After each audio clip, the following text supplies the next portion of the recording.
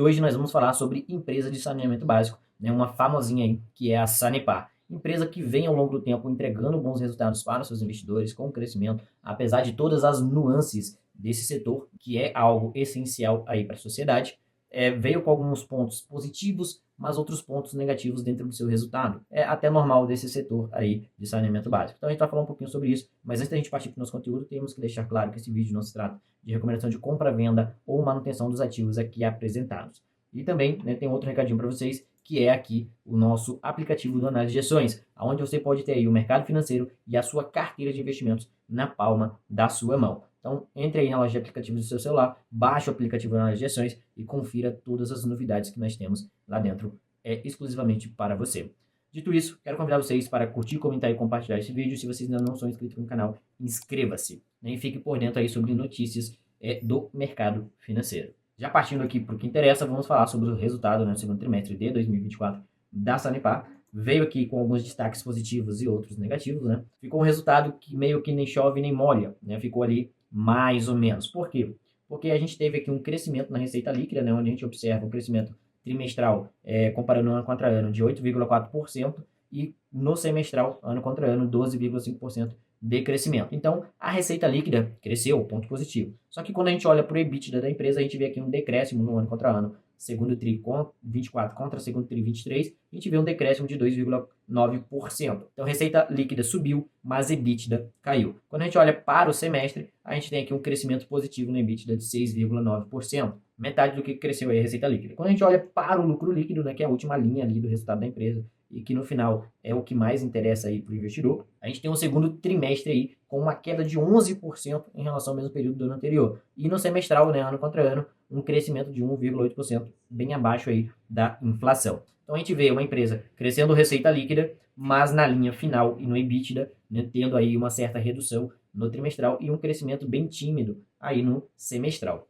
Alguns pontos aqui, eles tiveram um acréscimo aí de 15,9 mil novas ligações de água, um acréscimo de 22,9 mil ligações de esgoto. Então a gente vê que a empresa continua, né, crescendo aí aos pouquinhos, mas está crescendo. O índice de atendimento está em 100% para a água e 80,5% para esgoto. Então ainda tem aí um bom espaço para crescimento de esgoto dentro do estado onde ela está atuando atualmente. Quando a gente fala de margem EBITDA, né, a gente tem aqui um segundo trimestre de 2024 com uma margem EBITDA de 38,7% contra uma margem EBITDA de 43,2% lá em 2023 no mesmo período. Então a gente vê que ela perdeu aí margem EBITDA nesse período.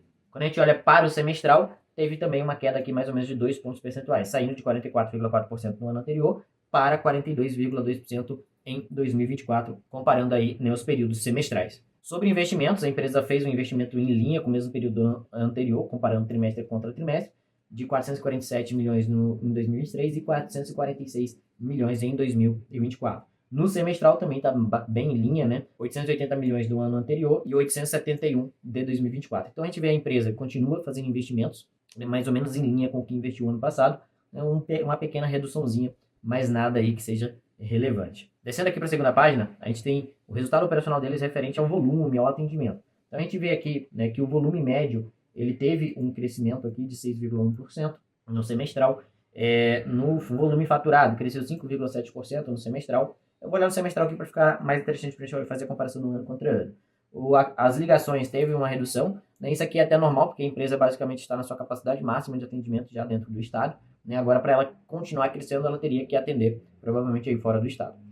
O crescimento, basicamente, hoje da Sanepar seria o crescimento dos reajustes anuais que tem, que normalmente é bem próximo ali, né, ou em linha com a inflação e às vezes crescendo um pouquinho mais.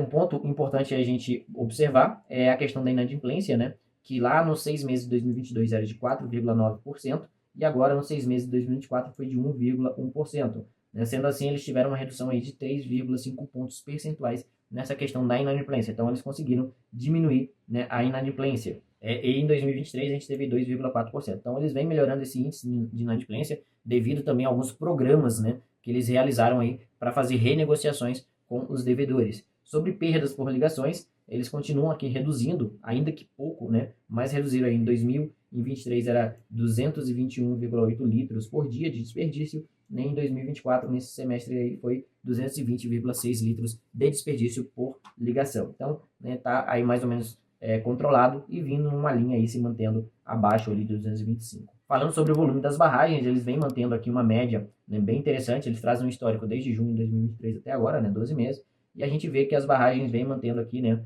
uma média de volume acima de 90%. Então, as barragens estão tranquilas, estão com um volume interessante, né, o que traz aí uma certa tranquilidade para a empresa. Falando sobre desempenho financeiro, a receita líquida teve crescimento, né, aí de 12,5% em relação aos 6 meses do ano anterior. O EBITDA também teve crescimento de 6,9%. Aqui o lucro líquido, né, teve um crescimento de 1,8%. Os custos e despesas cresceram 16,9%. Então aqui a gente já vê o quê? Que provavelmente, né, a redução do lucro líquido, a redução no EBITDA, tem aqui, né, como principal impacto, né, esse acréscimo aqui dos custos e despesas. Inclusive, eles falam aqui, impacto EBITDA. Crescimento de 16,9%, um crescimento bem acima aí da inflação. Muito disso foi pelos custos, né, dos produtos que a empresa utiliza. Existem alguns produtos que a empresa faz a utilização no tratamento da água e do esgoto que são comprados e cotados em dólar. Então, com esse acréscimo da cotação do dólar chegando a 5,80, né, aí nos últimos meses, a empresa acaba pagando mais caro por esses insumos e, consequentemente, isso acaba impactando, né, o resultado final da empresa. Então, é um ponto bem importante aí se avaliar. E também eles tiveram aqui um acréscimo, né, bem relevante na parte de despesas comerciais. Então, são 2 pontos aí que atingiu o EBITDA, né, de uma forma bem agressiva. Sobre desempenho financeiro, a dívida líquida e a alavancagem deles. Então, aqui uma dívida líquida por EBITDA na casa de 1,7 vezes em 2024. Nesse mesmo período do ano anterior estava em 1,6. É uma dívida relativamente controlada, né, mas é claro que é sempre bom ficar de olho, porque é uma empresa estatal, tem essas nuances de normalmente conseguir aumentar o preço, né, do seu serviço somente através da aprovação dos governantes. Então, né, é algo aí que às vezes eles conseguem o aumento, depois é retirado ou retroagem para um aumento menor. Então, isso acaba impactando em certos momentos a empresa. De certa forma, como é uma empresa que tem uma certa resiliência devido ao setor que atua, pode ser que nesses momentos em que ela é afetada, né, por decisões políticas, é onde o preço dela vai cair, né, o mercado vai bater para ajustar o risco. Pode ser um bom momento aí, talvez, para se comprar. É claro que tem que se avaliar o risco do negócio em si. O custo médio da dívida baixou, né, para 10,8% nesses 6 meses de 2024, então isso é bem interessante, muito pela queda da Selic também. Então lá em 2022 era 11,5% o custo da dívida, em 2023 11,3%, e agora em 6 meses de 2024 10,8%. Então baixaram bastante o custo da dívida, isso é bem positivo. O CAPEX teve aqui um decréscimo de 1% em relação ao mesmo período do ano anterior. Quando a gente olha aqui, né, para a empresa, a gente vê que nos últimos 12 meses a cotação dela subiu muito, né, 38,2%. Alguns podem não concordar comigo que isso não é muito, porque a gente vê outras empresas aí nesse mesmo período subindo 100%, 200%, 300%. Só que por ser uma estatal, ser uma empresa, o crescimento dela é muito alinhado com a inflação, tem toda uma regulamentação por trás, né, e ela subir em 12 meses 38% é uma alta expressiva para o tipo de negócio. A cotação atualmente está em R$ 5,30. Então a gente vê que ao longo do período a cotação dela, né, vem variando bastante. Se a gente pegar aqui a 4, né, que normalmente ela vai ter aí um período mais longo, provavelmente para a gente observar, a gente vê que a empresa tem certos períodos aqui, ó, por exemplo, 2013 a 2016, a empresa praticamente andou de lado, né, até agosto de 2016. Agosto de 2016 é que ela deu uma alavancada, subiu, né, e depois passou mais um tempo de lado. Então ela sempre é assim, ela anda um bom período de lado, que é um bom período de acumulação, para você comprar mais barato, depois ela dá uma subida, anda mais um tempo de lado, dá uma subida. Andou bastante tempo de lado de 2020 até agora, né, e agora está dando uma estourada de novo, chegou aí a R$ 5,00 um pouquinho. Dividend yield da empresa é um dividend yield na média de 5%, né, entre 5% e 6%. É uma média interessante no traçado aqui. A gente pode observar na casa de 5,5% a 6%.